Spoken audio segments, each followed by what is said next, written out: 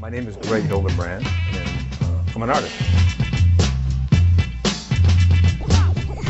I was talking to my mother. She said she could see that my brother and I both were able to stay focused at 2 years old in drawing. So I'd say around 2, we probably started to draw. I never made a decision to be an artist. It was just there, this obsession or compulsion to draw, to make things, to build, to design. The way I always kind of like think about it, it chose me, I didn't choose it.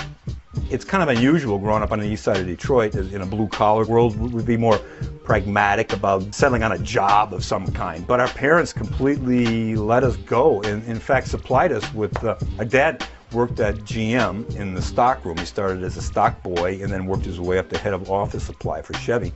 So we had this constant supply of raw material.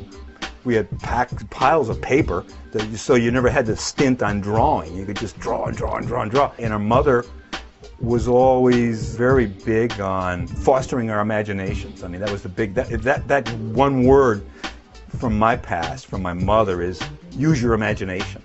Use your imagination. Like, don't follow the crowd. Don't do it because everybody else is doing it, you know? Just think for yourself, do your own thing. We saw a 1975 calendar by an artist named Tim Kirk, who, and on the back of that calendar, there was a little kind of like blurb or an ad. They were asking for artists who were interested in illustrating The Lord of the Rings to contact them. So we called the art director, Ian Summers, and he saw us and he liked what he saw, so they hired us to do a children's book of Tolkien. So they kind of like gave us that to see, you know, if we would work out for this, you know, genre. They liked it, and then they gave us the first 1976 calendar to do.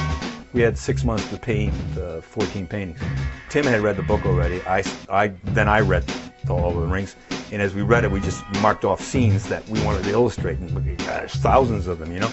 And we applied a certain kind of logic to choosing the scenes. You know, good guys, bad guys, exteriors, interiors, warm lighting, cool lighting, and posed models, made costumes, took photographs, and then did the final drawings and paintings in a 6-month period. And that hit. People liked it. They sold a lot of the calendars, so they gave us the contract for the next year.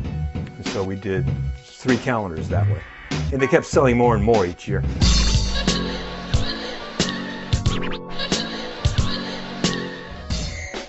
So it starts as a discussion, you know, arriving at what it is precisely. These are the scenes that we're specifically going to do, and that's a conversation. But we have been now, you know, doing this since we were 2 years old, so it's almost non-verbal in a lot of ways. We both kind of knew each other's minds, and we both knew what to arrive at. So it's kind of like, you know, almost psychic to some degree. There was never any arguing ever over this stuff. It was like we both kind of like had the same set of eyeballs. I mean, we both grew up on the same stuff. When we said, well, this will be a warm light coming from this angle, we knew exactly what that meant. Or this will be a cool light coming from, we knew exactly what that color would be in our mind's eye, you know? And so we're kind of like operating as monitors of each other at the same time, you know, getting things fine-tuned. Then we would have the palette between us. There would be, I'm sitting here, there's a palette, Tim is sitting there, and we're painting together on the painting. This small ad agency in Manhattan, John and Murray. We walked into John and Murray's office, and they had all these scenes, these black and white 8x10s out of Young Frankenstein. And I didn't know anything about Young Frankenstein yet. We looked at it all. I said, what the hell is this? And he said, oh, it's Mel Brooks. He's doing Young Frankenstein. It's going to be in black and white. I said, whoa, this is fantastic. We got to do one. And he said, well, the budget's all used up, and all this art's being shipped out tomorrow. It's got to be shipped to California tomorrow. And I said, I don't care. We'll go home and we'll do a picture and we'll bring it back. And the guy said, well, well, we don't have any money. I said, well, I don't care. We want to do it. So Tim and I did. They liked it, but it gave too much of the plot line away, so it didn't get used. But the point is that now several years go by, and I get this phone call from John and Murray, and he says, you guys got to help us out. We got a movie here, and the director's got a poster he's not happy with, and he needs it right away, and you know the film's coming out in 9 days. You got to come in and help us out. And I said, what is it? He goes, oh, it's a science fiction film of some kind. They'd never seen the film. Right? So we said, okay, we got on the train, went into the city, and they showed us all these, 8x10 black and whites out of the film, gave us a clue as to what they wanted, more or less, and we went home and worked around the clock, literally, on doing this poster. We took turns sleeping. I'd sleep, Tim kept painting, he'd wake me up, and I'd paint, and he'd go to sleep. So we did that kind of like for literally 36 hours. Finished the painting and brought it back in. The robots, the droids weren't in the painting. They were not there. And I said, look, you need something behind here in the background, So I said, that big hairy guy, whatever he is, would be cool back there. And they said, well, wait a minute, some guy goes off. I guess he called George Lucas, I'm not sure. And they said, that's a good idea. He wants the droids in there, paint them in. So they ran up the street, got some paint for us, and we painted it in their shop. Stuck the robots in there for, 4 or 5 hours. And the thing went off. So it was kind of like a fluke. It came more out of the fact that we were able to pull a painting off overnight. And we also had the reputation for fantasy now because our Lord of the Rings calendars were out. So they combined that. John and Murray said, those are the guys to get. So they made the decision, these two guys from the ad agency, to give us the poster. That was another whole thing that I wanted to do. That was one of those things that I started looking at art like that when I was a kid. Oh, come on, all kids do, all guys do. And I started to talk to Gene about it again. Gene, I want to do pinups now. Well, I don't know anything about that area. That's a whole, I said, well, okay. So she starts to research it and, doing her due diligence and finding out about it. And she finds that, well, the man in this field is Lou Meisel in New York City, in Soho. He's got a gallery called the Great American Pinup, and he's also put out several books on pinup art of all the masters. So I had a bunch of them that I was developing in sketch form already, and then made an appointment with Lou, and Gene and I went into New York and to show him live the paintings and set them all up, and that was sweat and blood.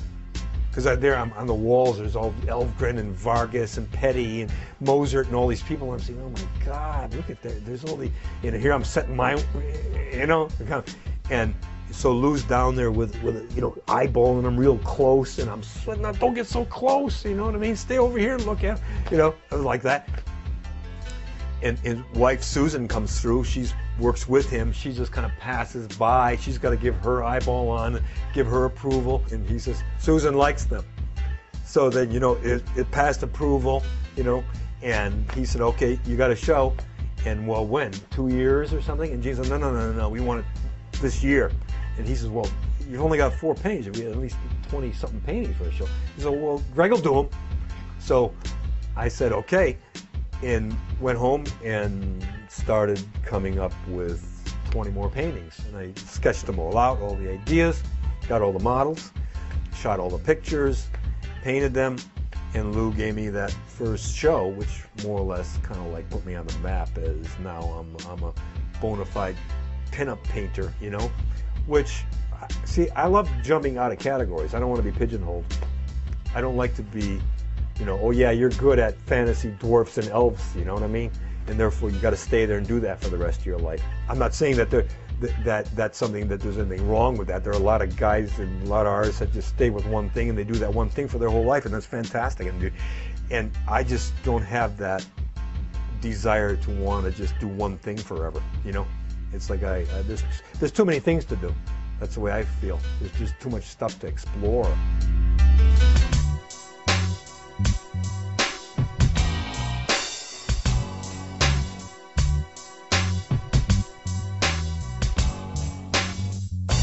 The best part of the job is the blank piece of paper or board or whatever you're drawing on, because that's where there's infinite possibility. That's like anything can happen now, So that the anticipation is always the best part of the job for me. That's always the best part.